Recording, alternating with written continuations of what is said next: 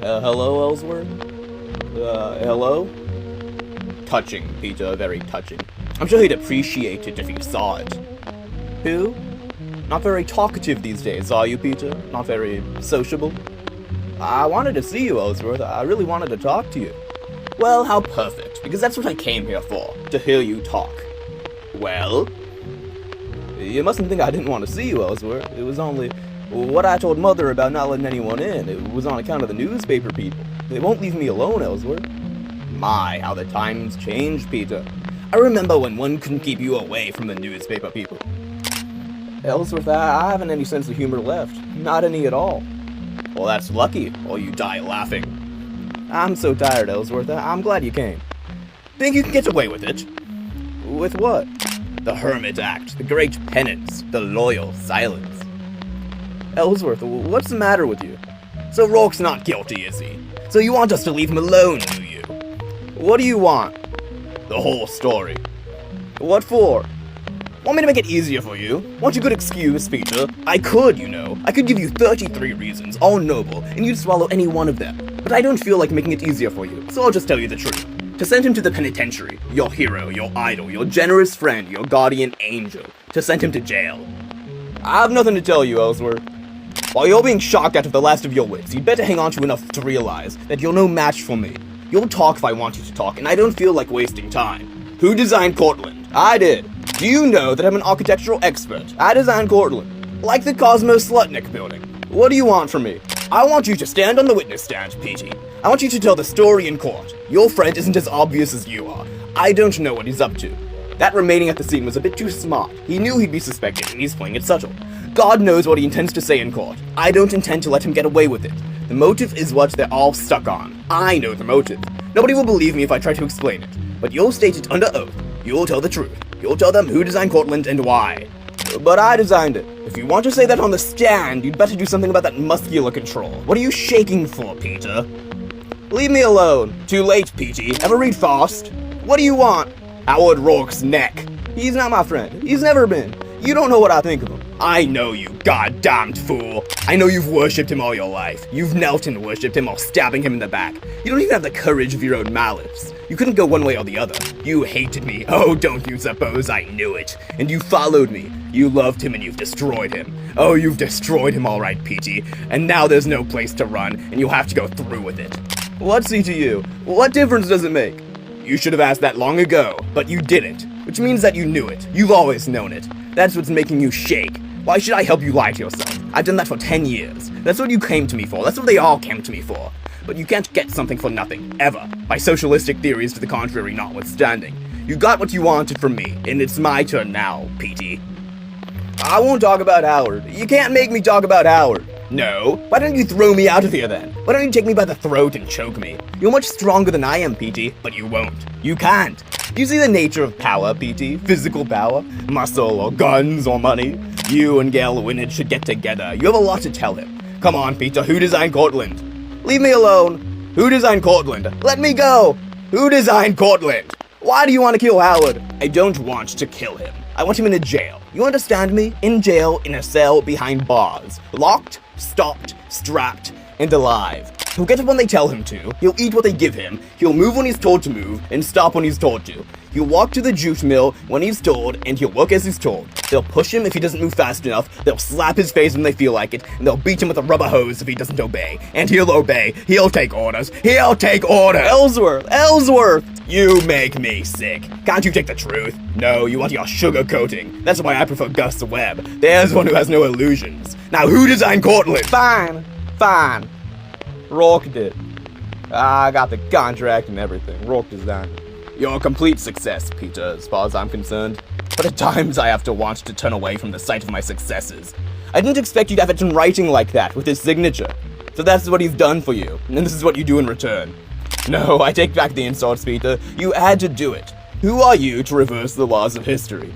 Do you know what this paper is? The impossible perfect. The dream of the centuries. The aim of all of mankind's great schools of thought.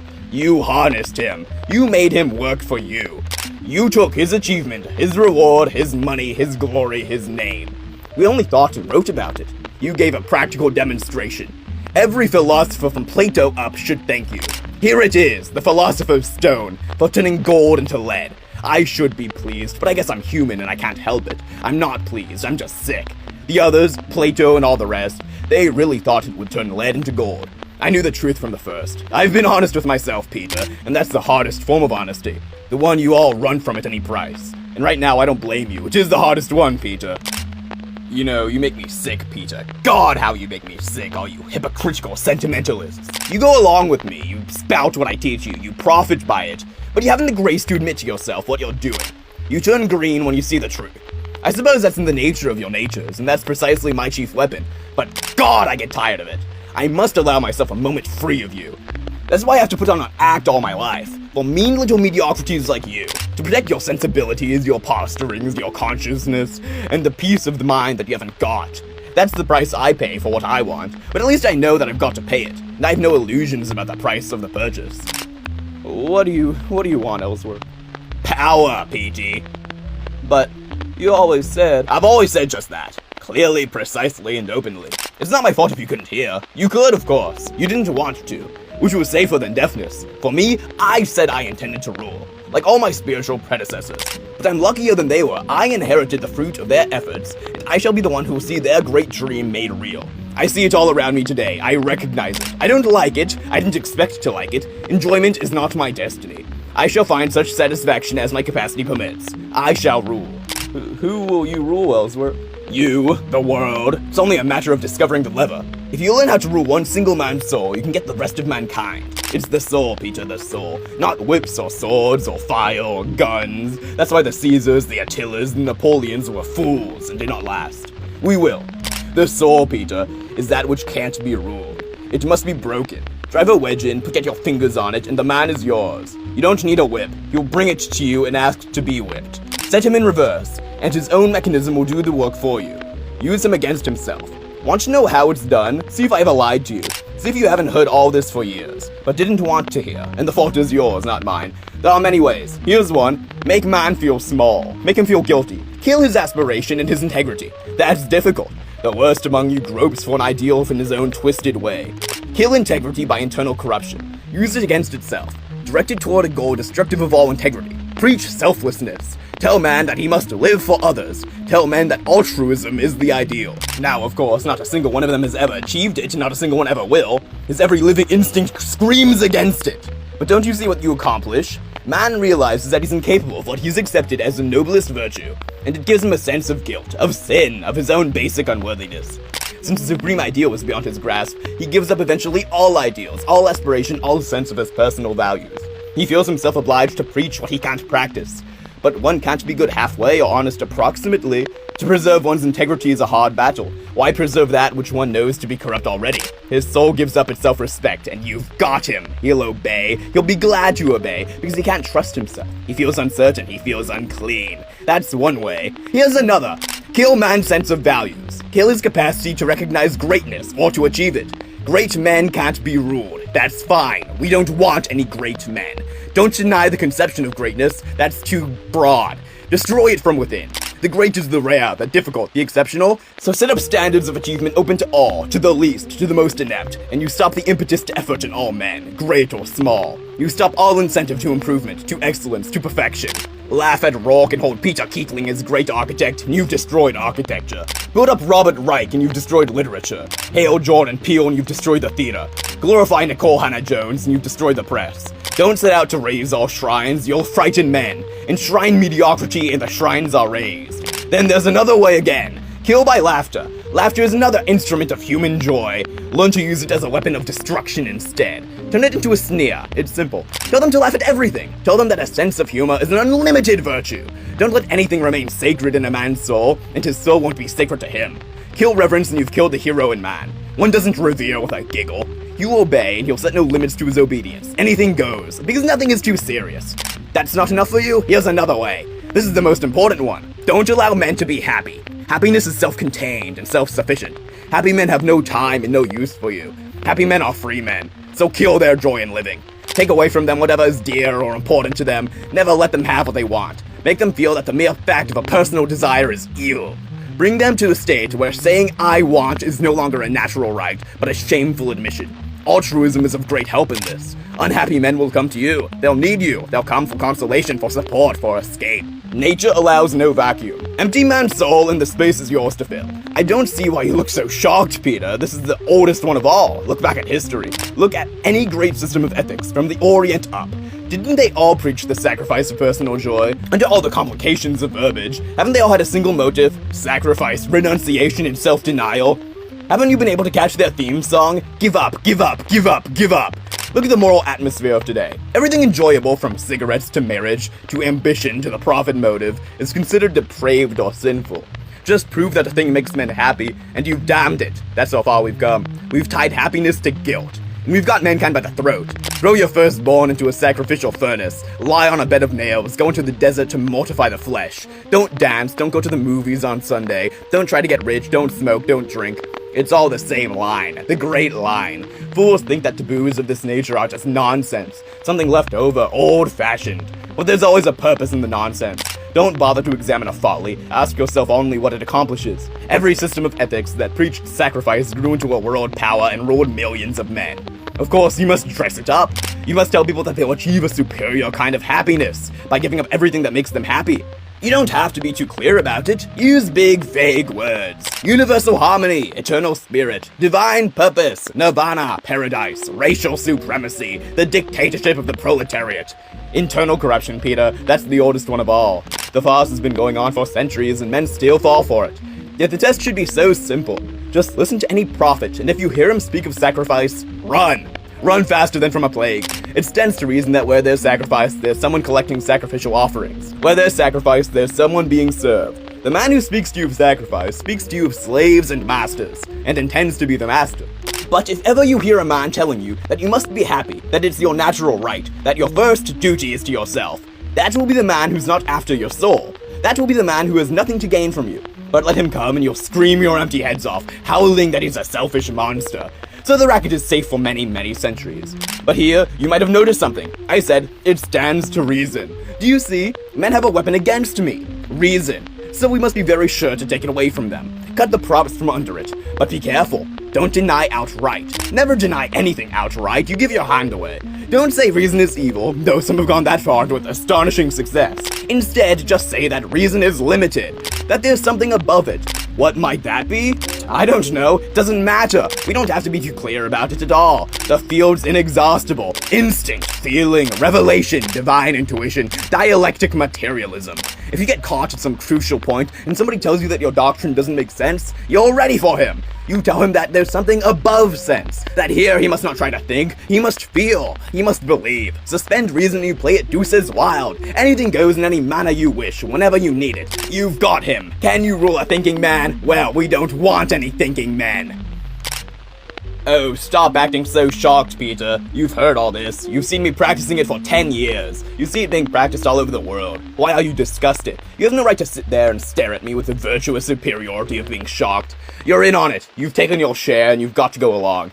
You're afraid to see where it's leading. I'm not. I'll tell you. The world of the future. The world I want, a world of obedience and of unity. A world where the thought of each man will not be of his own, but an attempt to guess the thought of the brain of his neighbor, who, in turn, will have no thought of his own, but an attempt to guess the thought of his next neighbor, who will have no thought of his own, and so on and so forth, Peter, all around the globe, since all must agree with all. A world where no man will hold a desire for himself, but will direct all of his efforts to satisfy the desires of his neighbor, who have no desires except to satisfy the desires of the next neighbor, who have no desires, and so on, around the globe, Peter, since all must serve all.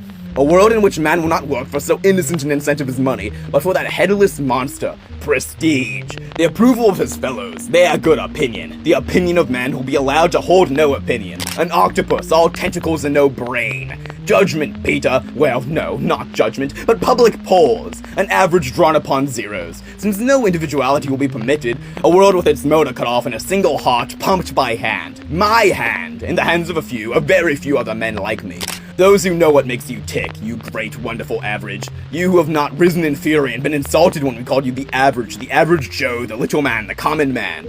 You who've liked and accepted those names. You'll sit enthroned and enshrined. You, the little people, the absolute ruler to make all past rulers squirm with envy. The absolute, the unlimited, God and prophet and king combined. Vox populi, the average, the common, the general. Do you know the proper antonym for ego? Bromide, Peter. The rule of the bromide. But even the trait has to be originated by someone at some time. We'll do the originating. Vox Day. We'll enjoy unlimited submission from men who've learned nothing except to submit. We'll call it to serve. We'll give out medals for service. You'll fall over one another in a scramble to see who can submit better and more. There will be no other distinction to seek. No other form of personal achievement. Can you see Howard Rourke in the picture? No? Then don't waste time on foolish questions. Everything that can't be ruled must go. And if freaks persist in being born occasionally, they will not survive beyond their 12th year. When the brain begins to function, it will feel the pressure and it will explode. The pressure gauged to a vacuum. Do you know the fate of a deep-sea creature brought out to the sunlight?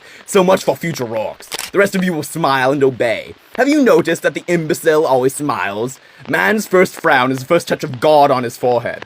The touch of thought. But we'll have neither God nor thought, only voting by smiles, automatic levers, all saying yes. Now, if you were a little more intelligent, like your ex-wife, for instance, you'd ask, what of us, the rulers? What of me, Ellsworth Toohey? And I'd say, yes, you're right. I'll achieve no more than you will. I'll have no purpose save to keep you content. To lie, to flatter you, to praise you, to inflate your vanity, to make speeches about the people and the common good. Peter, my old friend, I'm the most selfless man you've ever known. I have less independence than you, whom I just forced to sell your soul. You've used people at least for the sake of what you could get from them for yourself. I want nothing for myself. I use people for the sake of what I can do to them. It's my only function and satisfaction. I have no private purpose. I want power. I want my world of the future. Let all live for all. Let all sacrifice and none profit. Let all suffer and none enjoy. Let progress stop totally. Let all stagnate. There's equality in stagnation, Peter. All subjugated to the will of all. Universal slavery. Without even the dignity of a master. Slavery to slavery. A great circle and a total equality. The world of the future. My God, Ellsworth, you're insane? Afraid to say it? There you sit and the world's written all over you, your last hope. Insane. Look around you. Pick up any newspaper and read the headlines. Isn't it coming? Isn't it here? Every single thing I told you. Isn't Europe swallowed already into a stumbling on to follow? Everything I said is contained in a single word, collectivism. Isn't that the god of our century? To act together, to think together, to feel together, to unite, to agree, to obey, to serve, to sacrifice, divide and conquer first, but then unite and rule. We've discovered that one at last. Remember the Roman emperor who said he'd wished humanity had a single neck so we could cut it? People laughed at him for centuries, but we'll have the last to laugh. We've accomplished what he couldn't accomplish. We've taught men to unite. This makes one neck ready for one leash. We found the magic word. Collectivism. Look at Europe, you fool. Can't you see past the guff and recognize the essence? One half of the continent is dedicated to the proposition that man has no rights, that the collective is all, the individual held as evil, the mass as God. No motive and no virtue permitted, except that of service to the proletariat. That's one version. Here's another. A country dedicated to the proposition that man has no rights, that the state is all. The individual held as evil, the state as God. No motive and no virtue permitted, except that of service to the state. Am I raving, or is this not the cold reality of two continents already, Peter? Watch the pincer movement. If you're sick of one version, we push you into the other. We get you coming and going. We've closed the doors, we fixed the coin. Heads, collectivism, and tails, collectivism. Fight the doctrine which slaughters the individual with a doctrine which slaughters the individual. Give up your soul to a council, or give it up to a leader, but you will give it up. Give it up! Give it up! My technique, Peter, offer poison as food, and poison as the antidote. Go fancy on the trimmings, sure, but hang on to the main objective. Give the fools a choice, let them have their fun, but don't forget the only purpose you have to accomplish. Kill the individual! Kill man's soul! The rest will follow automatically. Observe the state of the world as of the present moment. Do you still think I'm crazy, Peter? Peter? Comatose, are we? Very well. Thank you, Peter. Honesty is a hard thing to eradicate. I've made speeches to large audiences all my life, lying to them for their pleasure. This was a speech I'll never have a chance to make again. Don't go, Ellsworth. Please. Please don't go. That's the answer, Peter. That's my proof. You know me for what I am. You know what I've done to you. You have no illusions of virtue left. But you can't leave me, and you'll never be able to leave me. You've obeyed me in the name of ideals. You'll go on obeying me without ideals, because that's all you're good for now. Good night, Peter.